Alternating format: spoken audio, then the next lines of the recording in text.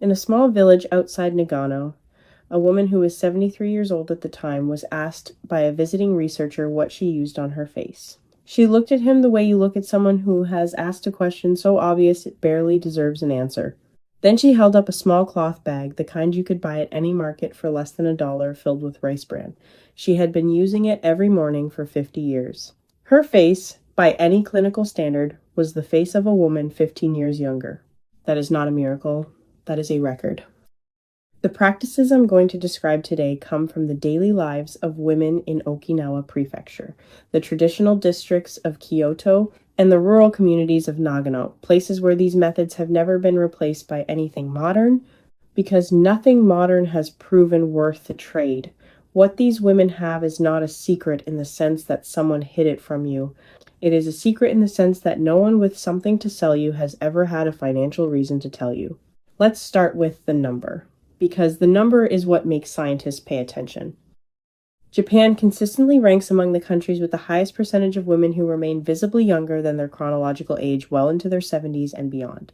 Researchers studying aging populations in Okinawa specifically have documented that cellular markers typically associated with accelerated skin aging, collagen fragmentation, transepidermal water loss, and chronic low-level inflammation appear significantly lower in women from these rural communities compared to age-matched Western counterparts.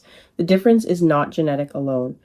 Twin studies in aging research have established that genetics account for roughly 20 to 30% of how the skin ages. The rest is behavior. The rest is what you do every day, with what and why. So what are they doing? The cloth bag the woman in Nagano held up has a name, Nuka Bukuro. Nuka is rice bran, the outer layer removed when white rice is milled. For centuries, women in Japan used nuka directly on their skin during bathing. The practice was widespread during the Edo period, which ran from the early 17th century through the middle of the 19th, and it was not considered a luxury. It was simply what women did. The millers' wives, the farmers' wives, the women who worked in the fields. Their hands, despite physical labor, were consistently noted by Western visitors of that era as unusually soft and smooth compared to what those visitors expected to see. Here is the number that changes everything. Rice bran contains gamma-oryzanol at concentrations of up to 2% by weight, along with ferulic acid, tocotrienols, a form of vitamin E, more bioavailable than the synthetic versions sold in capsules today, and a compound called phytic acid, which functions as a mild, non-abrasive exfoliant. Ferulic acid alone has been studied in peer-reviewed dermatology journals as a potent antioxidant that stabilizes other antioxidants in the skin and reduces UV-induced oxidative damage. The same compound now appears in serums that cost $80, $100, sometimes $200 per ounce. Inside the Nuka bag, it costs less than $1 per month. That gap between what the compound costs at its origin and what it costs inside a branded bottle is not incidental. It is the business model. Now, you need to understand why you were never told this. In 1976, the cosmetics industry in the United States established a panel called the Cosmetic Ingredient Review. On the surface, it sounds like consumer protection. The panel reviews ingredients used in personal care products and issues safety assessments. But the Cosmetic Ingredient Review is funded by the Personal Care Products Council, the industry's own trade association. It has no enforcement power. It cannot pull an ingredient from the market. It cannot fine a company. It reviews, it publishes, and it stops there. The industry grades its own homework, and it has been doing so since 1976. Before that panel even existed, the regulatory framework for cosmetics in the United States had already been sitting untouched for decades. The Food, Drug, and Cosmetic Act that governs cosmetics was passed in 1938. It was not substantially updated until 2022. That is 84 years during which the standards that determined what companies could put on your face and what they were required to tell you remained essentially static. 84 years. The internet was invented in that window. Satellites were launched in that window. The entire modern pharmaceutical industry rose and matured in that window. And the rules governing what goes into the moisturizer you put on your face in the morning remained largely what they were when Franklin Roosevelt was president. In that same window, in 1971, synthetic retinol was introduced into mainstream cosmetics. It was positioned as a breakthrough. And in some clinical contexts, it is genuinely active derivatives of vitamin A do accelerate cell turnover. But the form sold in most over-the-counter products is unstable, degrades in light, and at the concentrations allowed without a prescription, the clinical effect is modest at best for most women. Meanwhile, the marketing positioned it as the single most important discovery in anti-aging skincare. Entire product lines were built around it. Dermatologists were brought into the promotional architecture, and the women who had been using fermented compounds on their skin for 300 years were never part of the conversation because there was no margin in a cloth bag of rice bran. The woman I want you to think about specifically is a retired textile worker from a village near Kyoto. She was 67 years old when she was interviewed as part of a cultural documentation project. She had 3 daughters and had worked in a dyeing studio for 31 years, which means her hands were exposed to water, heat, and chemical agents every single day of her working life. Her skincare routine consisted of 2 things: the nuka cloth in the morning and a thin application of camellia oil, tsubaki oil at night. Monthly cost by her own estimate was under $2 total. Her skin was documented photographically as part of that project. When those photographs were shown to a panel of Western dermatologists without any identifying context, the median age estimate was 51. She was 67. Camellia oil deserves a separate moment here, because it has been used in Japan for so long that the origin is genuinely unclear, which is itself a kind of evidence. When a practice predates written records, it means it worked well enough that no one questioned it long enough for anyone to write down when it started. Tsubaki Camellia japonica produces a seed oil with an oleic acid content of approximately 82 to 88%, which is structurally very close to human sebum, the skin's own oil. This is why it absorbs without a film, without the greasy residue that most heavier oils leave. It does not sit on top of the skin. It is recognized by the skin.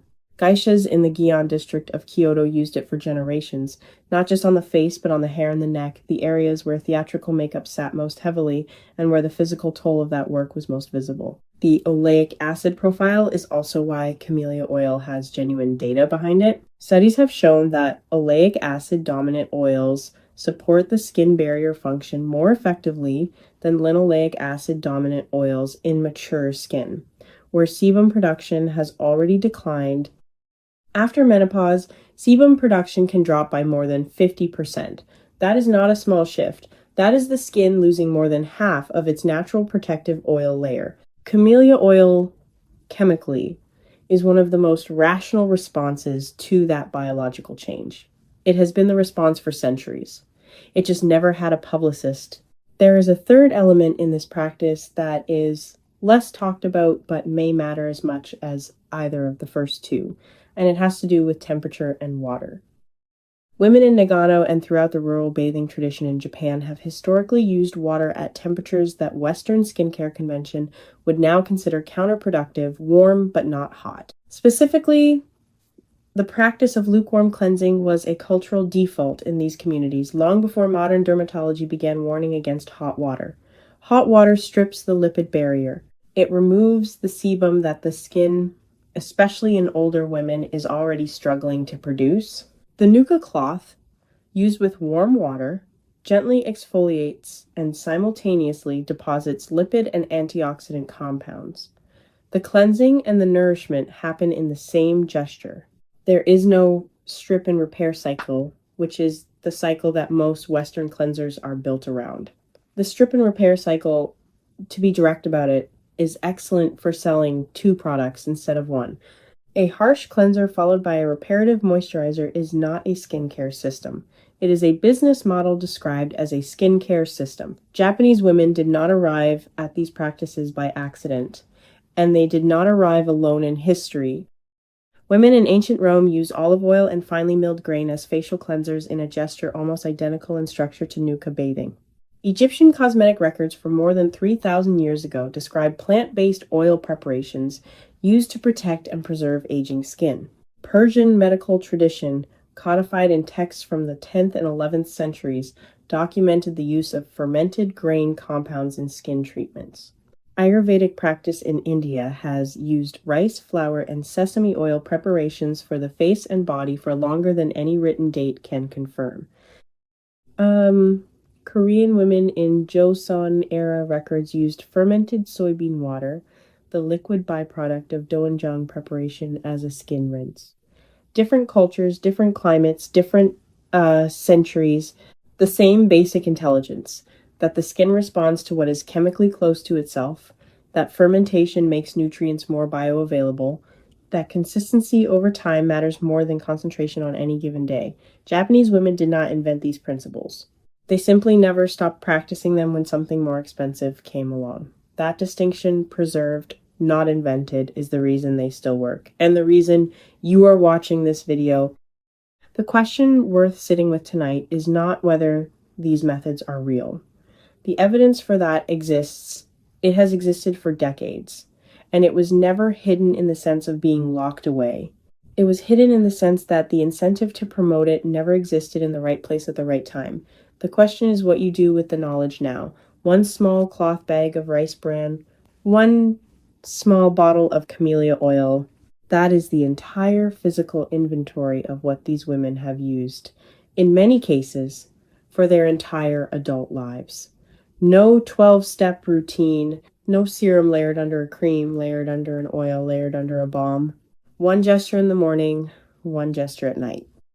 50 years of repetition. That is the practice. Have you ever had a moment, or maybe your mother did, or a grandmother, where something very plain and very old was sitting in the kitchen or in a drawer, and only later you understood what it actually was? I'd be genuinely curious to hear about that in the comments. And if you grew up around any kind of traditional skincare practice, whether Japanese or not, whether you understood it at the time or not, I want to know what it was. Those records matter, and they belong in this conversation. If you are the kind of woman who believes that real knowledge has been quietly pushed aside to protect someone else's profit margin, you already know what to do here. The next video in this series involves something that happened in Kyoto's textile and beauty districts that most people have never connected. In 1987, a major American cosmetics company acquired the rights to a fermented compound that had been used in those districts for generations, filed for a patent on the extraction process, and then quietly shelved commercial development while the ingredient sat in a vault. The women who had been using it never knew. We will follow that document trail precisely. That story is coming next.